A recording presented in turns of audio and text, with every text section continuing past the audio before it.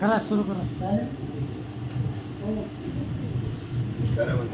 करा करा सुरू गणेशाय नमः निजपुत्र स्थापोन सिंधू देसी भरत निघाला श्रीराम भेटीसी एवढ्या देसी प्रजाते वंदे सत्य 76 नाही 75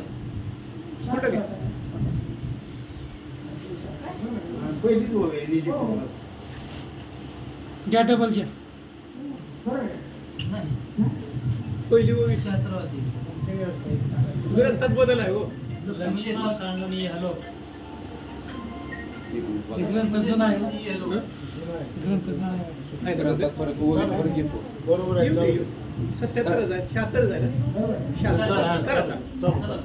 निजपुत्र स्थापोन सिंधू देसी भरत निघाला श्रीराम भेटीसी एवढ्या देसी प्रजाते वंदे हरि ओम तत्सत.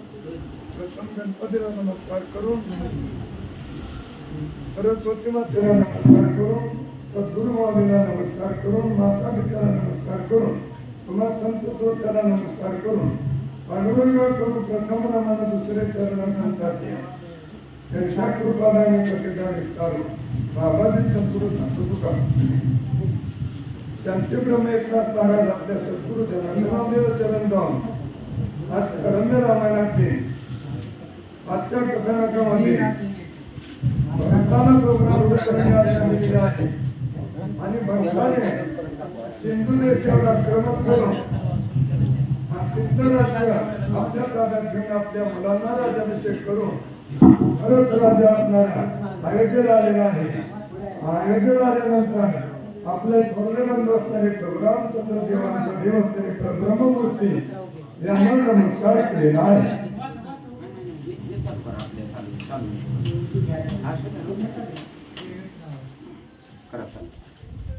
ठीक आहे इकडे करा ती इकडे द्या पाठवा ह्यात 78 अध्याय असताना काय झालं माहिती का 76 चा देता विचारा 77 78 दे देता आणि यांनी म्हणजे 76 म्हणून 76 चा विचारा असं करा चालू तिथं लक्ष्मणे लक्ष्मणे सांगणी आलोका पाता सेविता झाला देखा ते देखो रघुनायक चोकर्णवी उडाला. लक्ष्मणाला असणारे लक्ष्मणाला दुर्वासुरसेने शाप देते म्हणून रामप्रभूंनी आज्ञा दिली की एकांतामध्ये आमचं दोघांचं भाषण चालू आहे तोपर्यंत इथं आज कुणाला सुद्धा येऊ द्यायचं नाही अशी आज्ञा दिलेली होती. मग दुर्वासुरसे अचानक अयोध्येला आलेले आहेत. अयोध्येला आल्यानंतर त्यांनी मला प्रोग्राम चंद्राची भेट घ्यायची आहे हा प्रश्न लक्ष्मण द्वारपाळ झाल्यामुळं त्यांच्या समोर मांडला. पण लक्ष्मणाला पंचायत पडली की कुणाची आज्ञा मोडावी.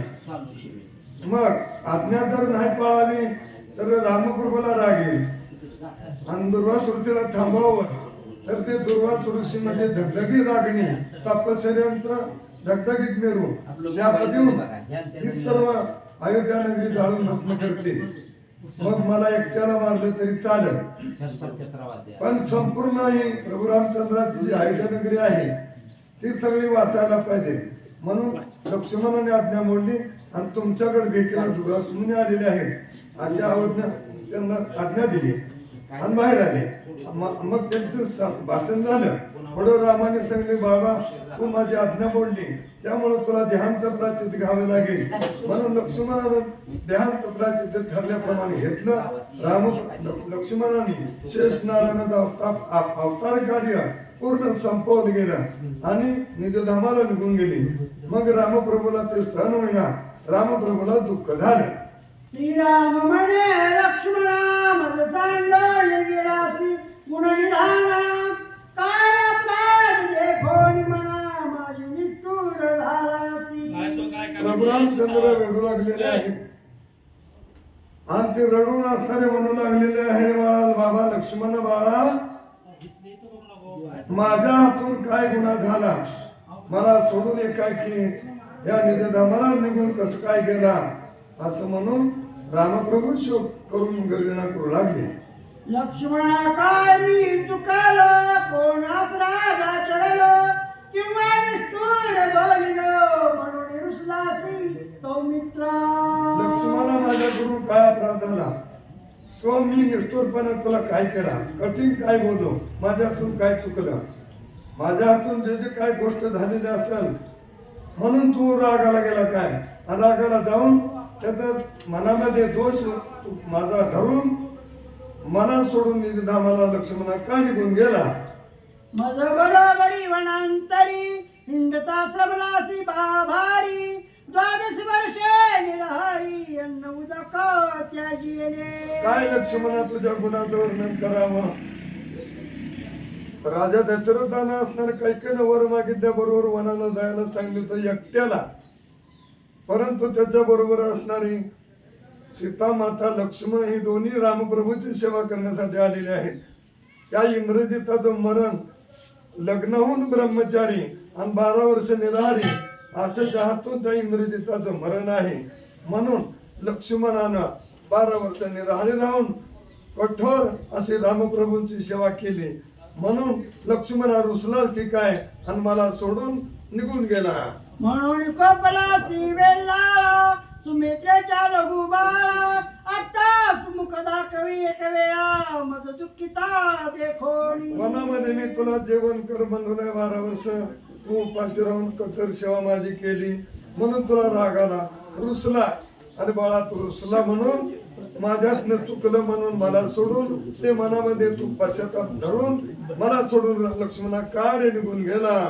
जय शक्ती घातली रावणे, तय दुखाविलासी निज प्राणे, तो राग धरण्या म्हणे मज त्या गोणी गेला. रामप्रभूंची सेवा करीत असताना रामप्रभूंच्या आणि राजा रावणाच्या युद्धामध्ये रावणानं असणारा ब्रह्मशक्ती सोडली आणि ती शक्ती लक्ष्मणाला शरण आली, आणि मग विभीषण शरणांगात, शक्ती शरणांगात म्हणून आपल्या कुळाचा उद्धार करण्यासाठी लक्ष्मणानं ती शक्ती झेलली गेली आणि आपला परिसर वाचवला गेला. म्हणून लक्ष्मणा तू एवढं दुःख सहन केलं मग त्याचा राग धरून तू मला सोडून निघून गेला की काय. आता काय करू बंधुराया, माझ्या जीवीच्या विसाव्या, माझा एकले सांडोनिया केवता गेला सी वनवासा. आता मी या ठिकाणी बंधुराय, मी एकटाच आहे, मी आता काय करू, मला तुझं दुःख असण्यानं सहन होत नाही.